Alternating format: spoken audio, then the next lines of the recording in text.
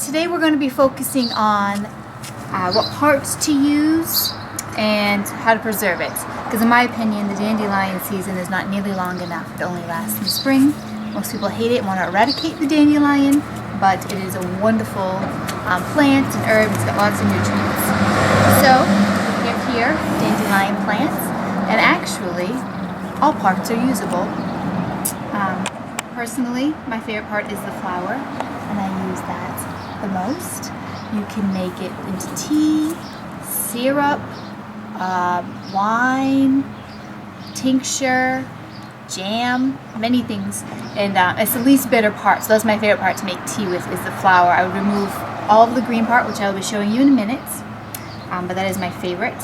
And the stem is not edible because it's got the white milk. Let's see here if we can get the better. Yeah, this one, as you can see, has got the white milk coming out of it, and that's not edible. But people have used it to put it on their skin if they have a wart or age spots. They can put it on. I've never personally done that, but it's known to benefit that. And then we have the leaves, which is most commonly used if you were to research dandelions. People use it. You use the leaves in salad. To me, it's a bitter herb. I would only use, some leaves added into lettuce. I wouldn't substitute it as lettuce, but say you can afford lettuce, or you want it to be completely healthy, or granola, you could use just the leaves. You can dry the leaves and crumple it and add it to dishes like any other herb, spice. You can saute them, but there are many ways you can also use the leaves. They're just more bitter than the flower, so such like a tea, you would want to use the flower.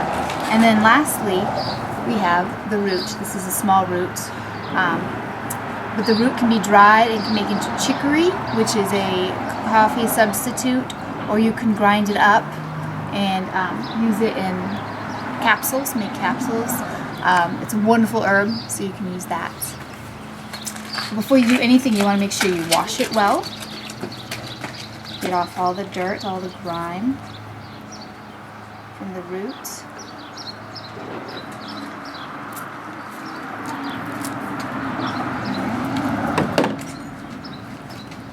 You have your washed root.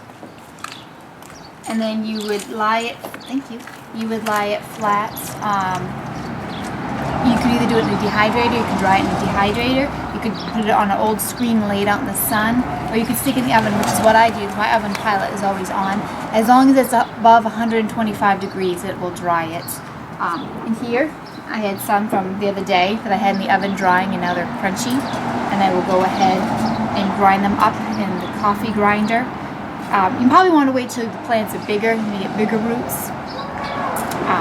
Obviously it's still kind of early in the season, so they're small, but you can just grind it up and you can make it the same way you would coffee. You just substitute coffee beans for the root. You could grind it up and put it in a capsule. I have a capsule making machine, and you could take it as an herb. It's got lots of nutrients, which that will be posted on the blog, is the vitamins that are on it and how to make everything from the plants. That is what you do. Make sure you wash the leaves. And once again, the most common way that I would use the leaves is drying them, and you can do it in the oven. You can hang them to dry, bunch them together after you wash them, and you don't have to take them off. Tie them with a string, and then hang them to dry in a shady, warm spot until they get crunchy. You can crunch them up then into smaller pieces and put it in an herb shaker, a spice shaker, and just put it over salad for an extra seasoning. Add it to dishes. It's a wonderful plant that's got lots of vitamins and nutrients, so it'd be great added, and then plus it's got its own flavor. You can eat it fresh, like I said, just as plain in salad, as an added green or in place of lettuce. Or you can grind it even finer down into a powder and capsule that and take that, which once again I will have that posted, how to do that and why, what are the benefits, what can you use it for. And lastly, the flower, my favorite. Rinse it off. And this is what I was out to find out, how do I preserve it, because it only lasts a short bit, and once you pick it, within a couple hours it's shriveled up, and as you know, the flowers turn to white and float away, and they only are out in the spring. So I found out you can actually freeze it. You can freeze it whole like this, or you can peel it apart and freeze the parts, which is probably the best way, because if you make a tea, you want to remove all the green and have just the yellow. So you might as well go through with that before you freeze it. Plus, if you're going to use it in other dishes, you would need to take the green off. Most jams and tinctures and all of that require you to take the green off. So you might as well do that before you freeze it. I just rip it open and remove the yellow. Like that. So when you do freeze them, whether you choose to do the pieces separate or the whole flower, lay them flat on a cookie sheet, flour, single file, I should say, not all jammed together, but flat out. And you don't want it too thick either when you freeze, just the flower parts. And just let it freeze for a few hours, and then I just put them in little Ziploc bags, and then put those in the bigger Ziploc bags to prevent any freezer burn.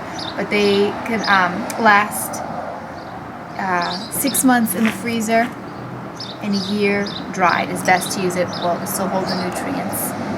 And yes, that is it. That is the parts that you use and how to preserve dandelion. Thank you for joining us today.